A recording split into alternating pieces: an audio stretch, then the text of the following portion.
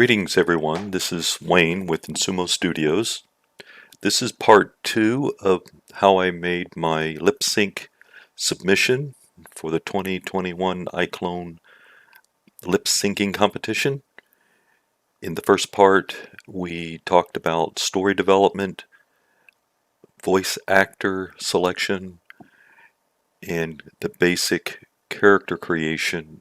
In this case I used Daz. And now we're going to import that character into Character Creator, make a lot of changes that improve the character, and then export that to iClone by touching a single button.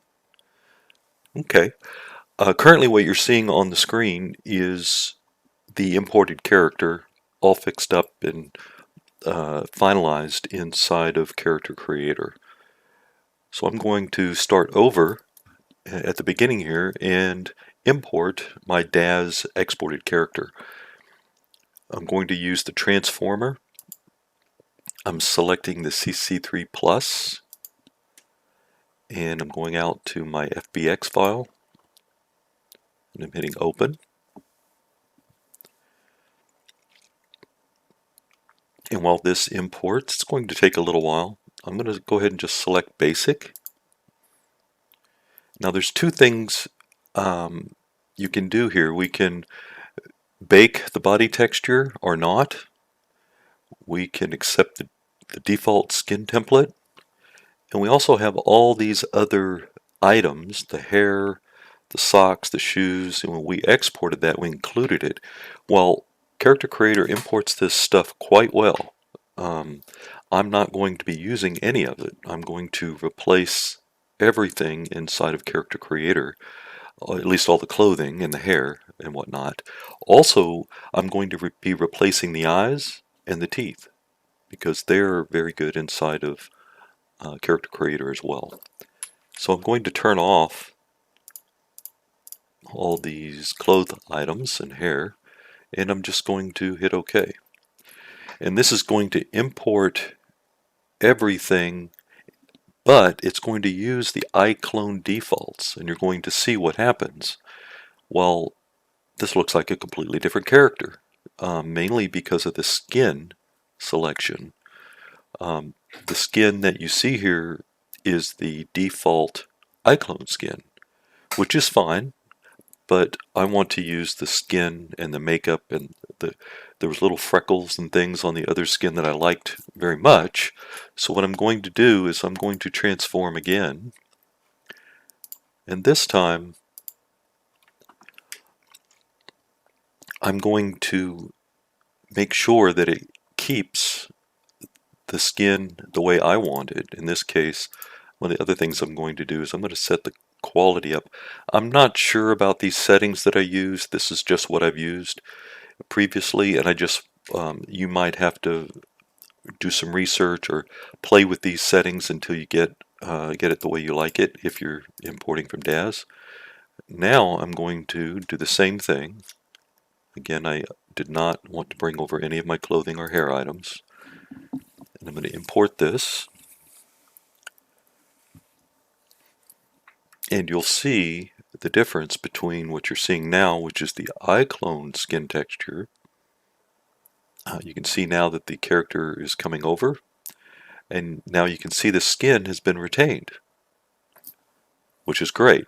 A much different looking character than what we saw on the default settings. So now I think we've captured our character very well. Let's go take a look at the teeth that I was talking about. You can already see the gap.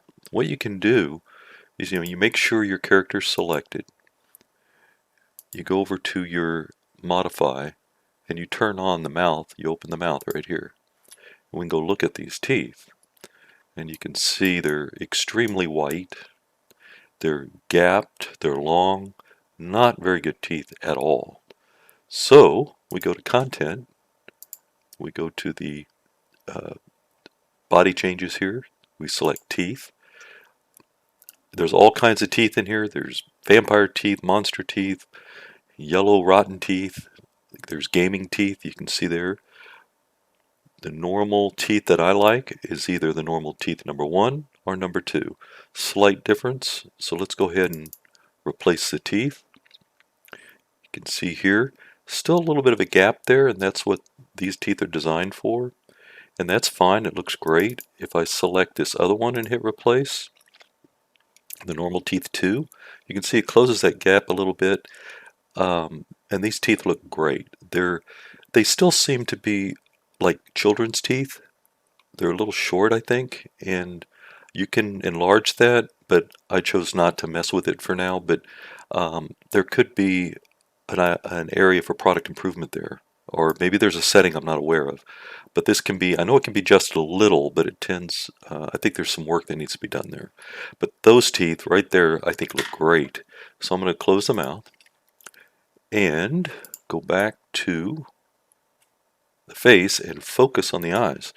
We can do the same thing with the eyes.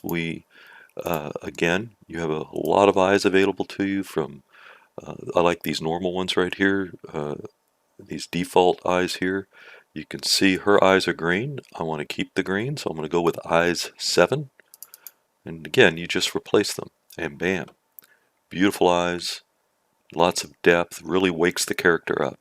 We're on our way now. So, if I select hair now, and I happen to have the new hair and the prime styles from offered by iClone, which is very nice, and I love this short bob here. I think that will replace that hair that I originally had. I think this is a very nice hair. It really makes my character look mature. She actually looks like a narrator now. You can see her in the studio and you can match that.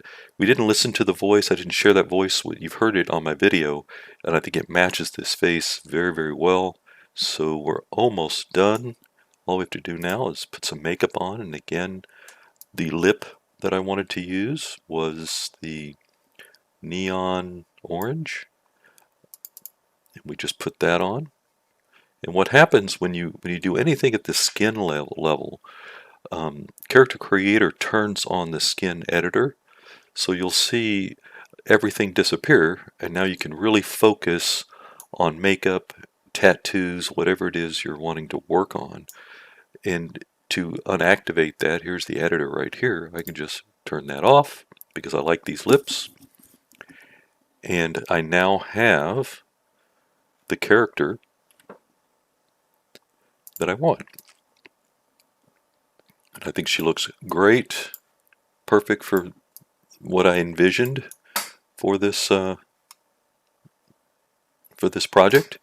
And again, as far as clothing goes, I just picked, I believe in the professional outfit area, I went with a long sleeve shirt, a red one. Where was it? Okay, that short sleeve must be here. There it is. I think that's the one I went with, but it doesn't matter. I'm going to go ahead and, since this is a custom body, I'm going to make sure it conforms to the body. And then we have a nice shirt, and then some pants, and I think I just went with these jeans here. And when it comes to the shoes, I wanted her to be comfortable in the studio, so I thought some canvas shoes would be nice, so I just gave her these simple white canvas shoes. And there we have our character. She's ready to go. She's ready to go to the studio and do the new narration. Now, once I have this, I simply click. If I have my, for instance, if I wanted to update my character right now, all I have to do is make sure, I tend to go in and make sure she's selected. I don't know if that makes a difference, but it's just a habit. So I simply click the iClone, export to iClone button, and boom, my character updates. And it updates regardless of the animation or any work that's been done inside of iClone. So you can update your character as often as you like without affecting your work in iClone. and then you can go into your project. If this was a brand new project, she would just be standing there in the same pose, but I'm not going to get into that. But I think we're now ready to work on part 3, which is actually going in and adding our voice. And you remember earlier, our first video, we found our voice actor, and we took the part of our story and we generated a voice, and we prepared that. So we're going, the next step, or the next part, in part 3, we're going to go into iClone and we're actually going to lip sync.